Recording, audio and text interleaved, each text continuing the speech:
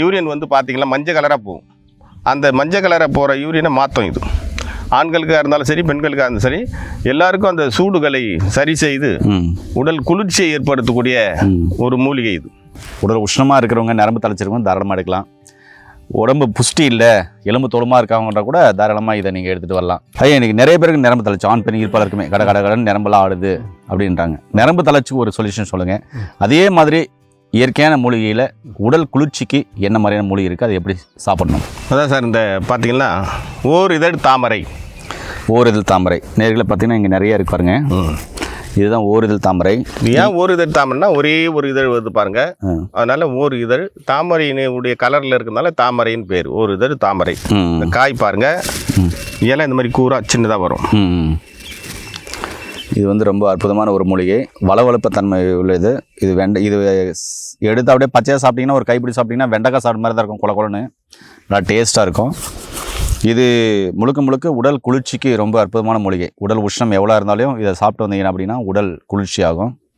அதே சமயத்தில் நரம்பு தளர்ச்சியும் சரி பண்ணுன்றாரு. சொல்லுங்க ஐயா, இது எப்படி சாப்பிடணும்? ஆமாம், நரம்பு தளர்ச்சிக்கு நல்லது. இது வந்து ஓர் இதழ் தாமரை என்று சொல்லக்கூடிய ரத்தின புருஷ். ரத்தின புருஷ் என்றால் நரம்பு தளர்ச்சி போக்கி உடலில் ஜீவரத்தனமாகி விந்துவை உண்டாக்கக்கூடியது. அதனால தான் ரத்தன புருஷன் பேர். விந்து அதிகமாக பெருக்கும் பொழுது, அதை உண்டாக்கும் பொழுது, அப்போ வந்து ஆண்மை பலன் அவங்களுக்கு கூடும். ஆண்மை பலன் கூடும் பொழுது உடலில் ஏற்படுகிற நரம்பு தளர்ச்சி போயிடும். 72,000 நாடி நரம்புகள் ஒரு மனிதனுக்கு வரக்கூடிய அத்தனை நரம்புகளில் இருக்கிற சோர்வையும் நீக்கி, நரம்பு வீக்கங்களை போக்கி, நரம்புகளுக்கு வலு சேர்க்கக்கூடிய மூலிகை இந்த ஓர் இதழ் தாமரை. அடுத்து பெண்களுக்கு வெள்ளை போக்கு வருது இல்ல, அதுக்கு இதை வந்து நல்லா ஒரு நெல்லிக்காய் அளவு அரைச்சிடணும். அரைச்சிட்டு மோரில் கலந்து குடிச்சிட்டே வந்தாங்கன்னா ஒரு மாதம் சாப்பிடலாம். அவங்க வெள்ளை போக்கு நின்றுடும். கருப்பையில் இருக்கிற புண்ணுகள் ஆறும். அங்கே இருக்கிற எரிச்சல், வலி, சூடு இதெல்லாம் குறைஞ்சி, சில பெண்களுக்கு அந்த நேரத்தில் யூரியன் வந்து பார்த்திங்கன்னா மஞ்சள் கலராக போகும். அந்த மஞ்சள் கலராக போகிற யூரியனை மாற்றும் இது.